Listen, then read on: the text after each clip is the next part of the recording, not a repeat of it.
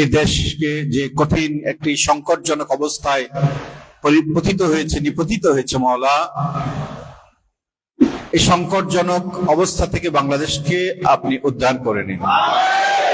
প্রতিটি বাংলাদেশের মানুষের রিজিকের রাস্তাকে আপনি ফরাগত করে দিন। হালাল রিজিকের মাধ্যমে প্রতিটি মানুষ যাতে সম্মানের সাথে বসবাস করতে পারে, দুটি অন্যের নিরাপদ সংস্থান করতে পারে এবং শান্তিপূর্ণভাবে নিজেদের বাসস্থানে নিদ্রা যেতে পারে, এই বাংলাদেশকে আপনি একটি শান্তির আবাস হিসেবে কবুল করে নিন। সংকটময় অবস্থা থেকে বাংলাদেশকে আপনি উদ্ধার করে নিন। হুজুর গৌসুল আজম মেজবান্ডারের যে আদর্শ তরিকার যে দাওয়াত, যে বিশ্বজনীন দাওয়াত, যার অনুসরণে আমরা যে কোনো সমস্যার শান্তিপূর্ণ সমাধানে পৌঁছাতে সক্ষম, প্যারা হাবিবের দেখানো সেই পথে, আপনার নির্দেশিত সেই পথে, আপনার আউলিয়া কেরামের প্রদর্শিত সেই পথে, অনুসৃত সেই পথে আমরা যাতে যে কোনো সমস্যার শান্তিপূর্ণ সমাধান করতে পারি, সেই তৌফিক আপনাকে দান।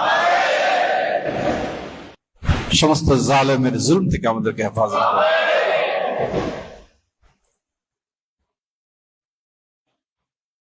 দেশে বিদেশে যারা যেখানে যে কর্মের মধ্যে নিয়োজিত আছেন, শ্রমজীবী, চাকরিজীবী, ব্যবসাজীবী, বুদ্ধিজীবী, যে যে কর্মের মধ্যে নিয়োজিত আছেন, সকলের কাজকর্মের মধ্যে আপনি তরক্কি দান করুন। যারা নিঃসন্তান আছে সন্তান দান করুন।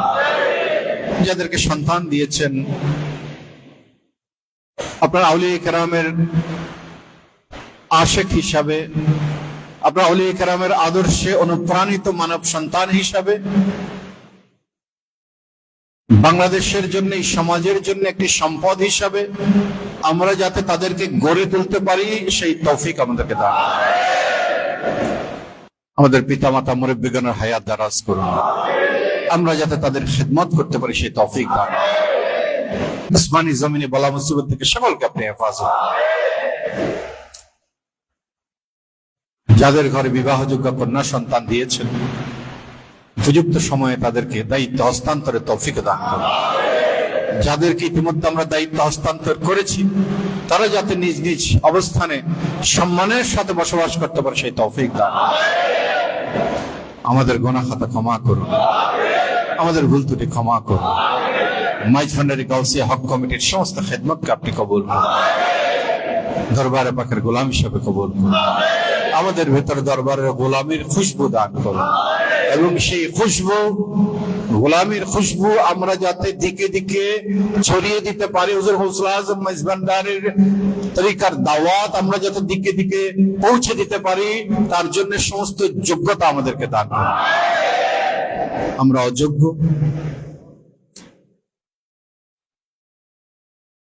যোগ্যতা অর্জনের আশা নিয়ে আমরা দরবারে পাকে হাজির হয়েছি।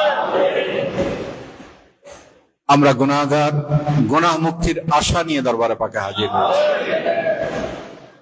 আমাদের সকলকে মনজিলে মকসুদে কবুল করুন। ওয়াসাল্লাল্লাহু তাআলা আলা খায়রি খালকিহি নূর আরশি সাইয়্যিদিনা মাওলানা মুহাম্মদ ওয়া আলা আলিহি ওয়া আসহাবিহি আজমাইন بجود سبحان ربك رب العزة عما يصفون وسلام على المرسلين والحمد لله رب العالمين بحق كلمة طيبة لا إله إلا الله محمد رسول الله.